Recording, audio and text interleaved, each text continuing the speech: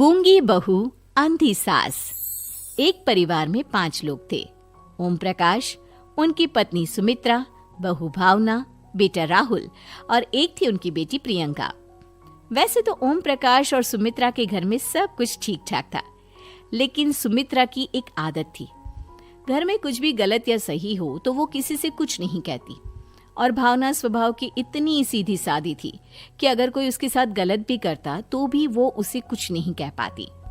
इसी के चलते प्रियंका और राहुल घर में मनमानी चलाते रहते, क्योंकि घर को संभालने वाली औरतें इस तरह से रहती थी जैसे वो गूंगी और अंधी हो।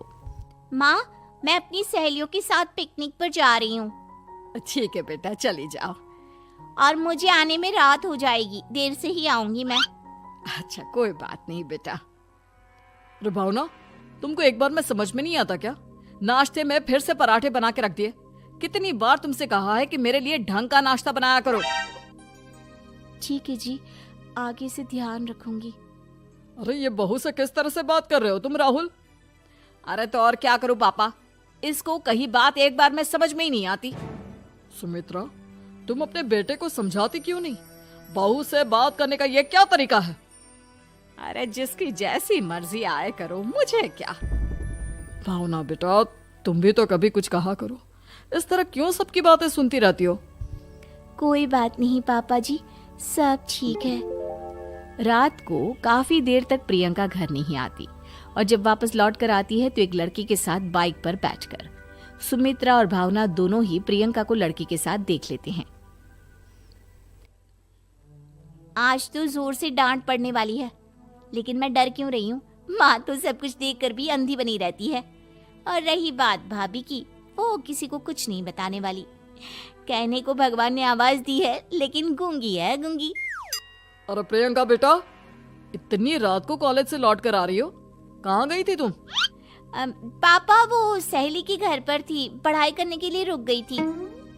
अच्छा, ठीक है, जाओ अपने कमरे में जाओ और सो जाओ।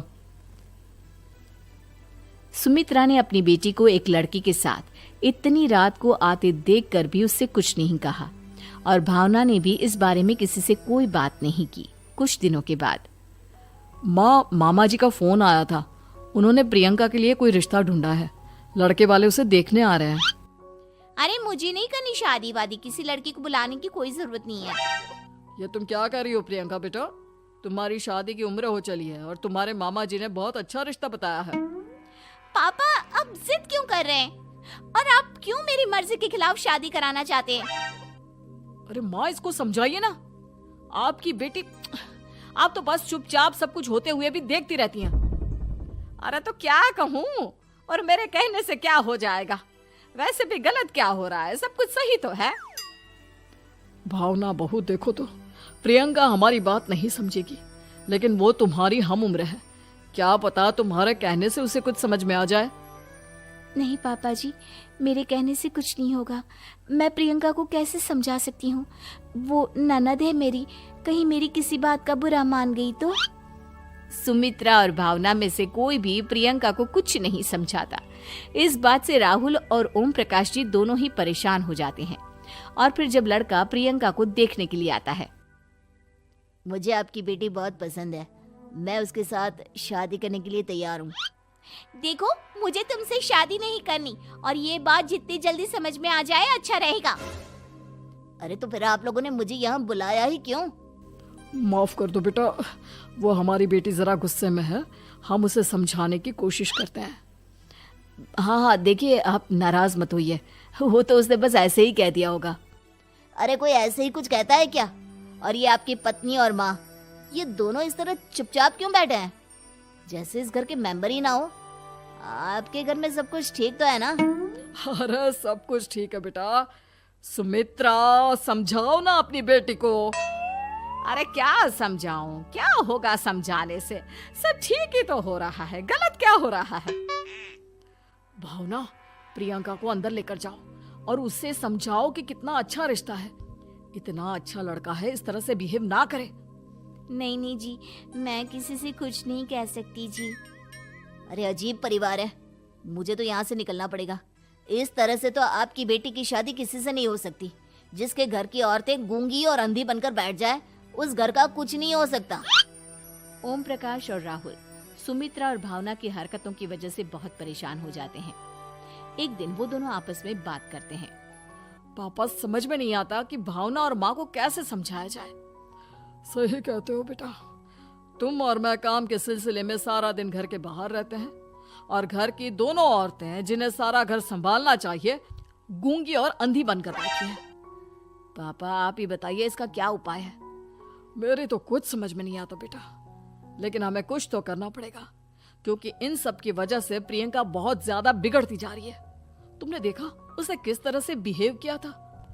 अरे लेकिन पापा, हम करेंगे क्या? हमें एक नाटक करना होगा। कुछ दिनों के लिए हम भी गूंगे और बहरे बन जाते हैं, उसके बाद इन दोनों औरतों को अकल आएगी। हाँ पापा, शायद आपकी बात ठीक है।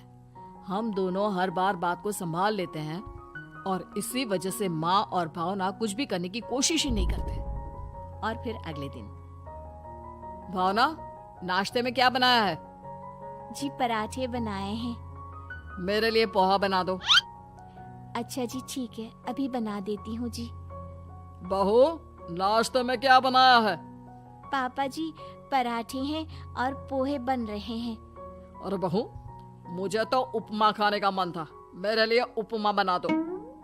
ठीक है पापा जी, अभी बना देती हूँ। भाभी, जल्दी से जरा मेरा कॉलेज का टिफिन तो पैक कर देना। और सुनो, मुझे ना भिंडी की सब्जी खाने का मन है। सुमित्रा चुपचाप बैठी बैठी सब कुछ देख रही थी। उसने किसी से कुछ भी नहीं कहा और ये देखकर भावना को मन ही मन गुस्सा आ रहा था, लेकिन वो किसी से कुछ नहीं कह रही थी। उसे लग रहा था कि ओम प्रकाश जी, जो हमेशा उसकी साइड लेते थे, वो भी आज चुपचाप बैठे हुए थे। शाम के वक्त प्रियंका अपने बहुत सारे दोस्तों को लेकर घर आती है और उधर दूसरी तरफ से राहुल भी अपने ऑफिस के दोस्तों को लेकर घर आ जाता है। प्रियंका अपने कमरे में तेज म्यूजिक चलाकर डांस करती है और राहुल अपने दोस्तों के साथ बैठकर जोर जोर से हंस रहा था।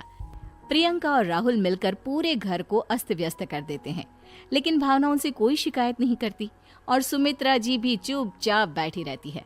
लेकिन भावना और सुमित्रा के अंदर का गुस्सा धीरे धीरे बढ़ रहा था। फिर रात को ओम प्रकाश और राहुल एक दूसरे से बातें करते हैं।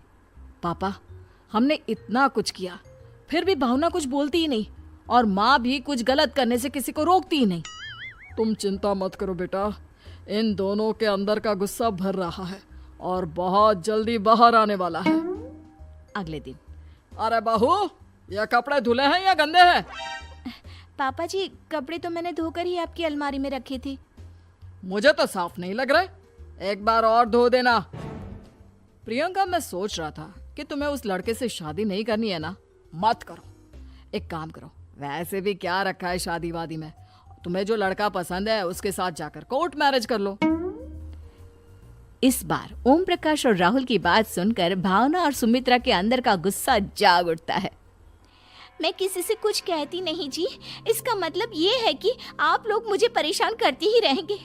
कल 4 बार मुझसे नाश्ता बनवाया, आज पापा जी मुझसे धुले हुए कपड़ों को बार बार धुलवा रहे हैं। अरे मैं इंसान हूँ जी, कोई मशीन नहीं हूँ।